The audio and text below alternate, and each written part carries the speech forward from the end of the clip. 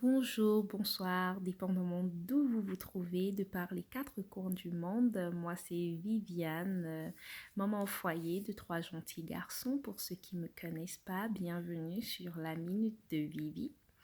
La première fois, je vous ai entretenu sur le budget dans notre thème qui portait le nom de la rentrée scolaire. Et puis aujourd'hui, je vais vous entretenir sur les routines habituelles de la rentrée scolaire. J'ai relevé comme ça 3 points essentiels que je trouve crucial d'adopter comme 2 semaines avant la rentrée scolaire en soi. Et le premier point porte sur le sommeil parce que pendant les vacances, vous savez, on prend des petites habitudes qui ne sont pas toujours bien. On permet aux enfants de se coucher un peu plus tard que d'habitude parce que ce sont les vacances, on fait des jeux de société, on passe un peu plus de temps ensemble le soir à bavarder parce qu'on a passé la journée dans les parcs, à la plage et ainsi de suite. Donc c'est le soir qu'on se permet de faire des petits trucs en famille et ça fait qu'on se couche un peu plus tard.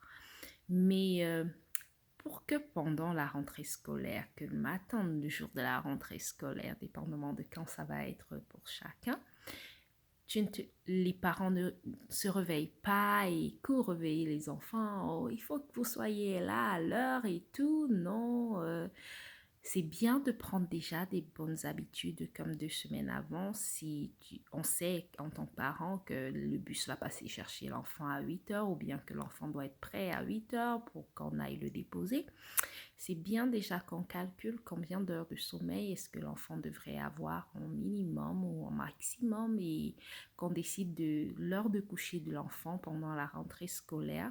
Et 2 semaines avant la rentrée scolaire, qu'on commence par faire que l'enfant dorme à cette heure-là pour que son organisme, son corps s'habitue de telle en sorte que lorsqu'on le reverra pendant la rentrée scolaire, il sera habitué et puis il se réveillera sans être tout fatigué et a dit oh non, je veux dormir encore 5 petites minutes, maman, ainsi de suite. Ça, c'est pour le sommeil. Mon deuxième point, ce sont les habitudes de, d'emploi de temps, d'organisation. Vous savez, pendant la rentrée scolaire, les enfants ont plein d'activités. C'est pas juste d'aller à l'école. Après l'école, certains vont aller à la piscine, certains vont aller apprendre, je ne sais pas, les arts martiaux, ainsi de suite. Il y a plein d'activités. Les enfants sont inscrits dans plein de programmes et puis d'autres qui ont peut-être des difficultés d'apprentissage, ils vont être en train de faire des répétitions. Ici, on appelle cela du tutorat. Et puis, bref, les enfants seront occupés. Donc, déjà pendant 2 semaines avant la rentrée, avant que tout cela ne commence, c'est bien qu'en tant que parent, on encourage les enfants à être en charge de leur emploi de temps, à savoir ce qu'ils doivent faire, à être organisés. Et cela, ça s'applique comment on prend un bout de papier, on dit à l'enfant, comme le dimanche, on dit voilà, sur ce bout de papier, tu marques, c'est quoi, les 5 jours de la semaine à l'école, du lundi au vendredi, et on te dit, bah, s'il te plaît, tu marques dessus toutes les activités que tu as à faire pendant ces jours et puis avec les heures et tout. Et cela permet à l'enfant lui aussi de visualiser sa semaine à l'avance, qu'il ne soit pas surpris lorsqu'on va lui dire par exemple, maintenant c'est ton temps de lecture mon enfant, il sera pas surpris, il sera pas comme oh non, j'aimerais plutôt faire telle chose parce qu'il va voir que sur son emploi de temps c'est marqué que c'est le temps de lecture et c'est lui qui a fait l'emploi de temps vraiment. Mais bon, avec l'aide des parents, bien sûr, il faut toujours qu'il y ait un mentor, surtout pour les plus petits. Mais c'est important parce que ça leur donne ce sens de responsabilité et ça leur donne aussi une confiance en soi et ça fait que l'enfant se sent beaucoup plus en confiance parce qu'il dit, bah, mon parent me fait confiance avec mon emploi de temps. Et le fait qu'il le suive aussi, ça l'aide parce qu'il est plus organisé. Donc, il n'est pas surpris lorsqu'on lui dit, ah, bah, c'est telle activité maintenant. Bah, Le troisième point sur lequel j'aimerais vous entretenir aussi, ce sont les routines alimentaires.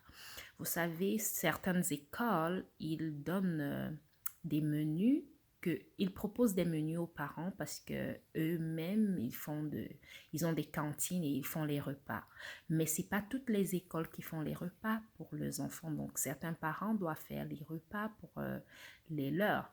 Et puis beaucoup plus pour ceux-là qui doivent faire les repas pour les leurs, c'est bien déjà de commencer à 2 semaines avant la rentrée, à planifier c'est quoi les menus qu'on doit faire pendant la rentrée, si on va faire des repas chauds ou des repas froids, si on doit planifier les petits déjeuners, et ainsi de suite, qui seront un peu plus faciles pour les enfants qui peuvent le faire parce que les parents aussi travaillent.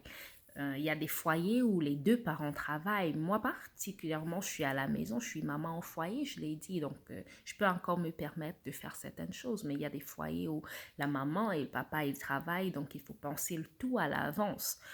Et puis, c'est bien de commencer déjà comme 2 semaines avant à y penser et à planifier. S'il y a des choses à acheter, comme des sacs à lunch, c'est des sacs de déjeuner, c'est bien pour que l'enfant puisse transporter ses repas et puis si besoin est nécessaire, peut-être des petits thermos, ainsi de suite. Bref, tout ce qui manque, c'est bien de planifier ses routines alimentaires dès maintenant et de regarder c'est quoi les menus. Donc, les trois points sur lesquels je vous ai entretenu aujourd'hui, les 3 points cruciaux étaient le sommeil, le temps d'organisation, l'emploi de temps et puis les routines alimentaires. Donc, bien, c'est la fin de cette vidéo. Et puis, comme vous savez, je vous ai dit, c'est bien, j'encourage le monde, toutes les personnes qui m'entourent et puis vous aussi, à vivre sans dette. Et puis, parce que je pense que vivre sans dette réduit le stress. Donc, sans dette, pas de stress, plus de dette, plus de stress. Et vous savez tous, le stress n'est pas bon pour la santé. Mais je vais vous quitter encore sur cette petite musique qui m'a fait plaisir pendant toute la semaine. Et puis, c'est une musique, je ne sais pas si vous êtes chrétien ou pas, mais c'est juste, la mélodie m'a vraiment fait plaisir. Et puis, j'aimerais vous encourager, si ça vous plaît, vous allez sur YouTube, ça s'appelle Imela, le titre, c'est chanté par des Nigérians. Mais j'ai vraiment aimé cela et puis j'ai aussi aimé la version française que je vais vous chanter là comme merci. Et puis Imela veut dire merci. Et puis je vous chante juste le refrain en français et en Nibo, je crois c'est en Nibo. Ça va comme ceci. Imela, Imela, Okaka, Onyekerua, Imela, Imela, Ezemo.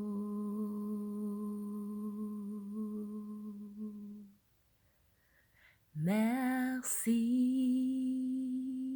merci, Dieu vivant, Dieu tout-puissant. Merci, merci, ô mon roi. Le titre, c'est Imela. Merci de regarder cela sur YouTube. Je vous embrasse très fort. Passez une très bonne semaine et rendez-vous la semaine prochaine. Si vous avez aimé, n'oubliez pas de mettre un like et de souscrire. Je vous embrasse. Bye bye.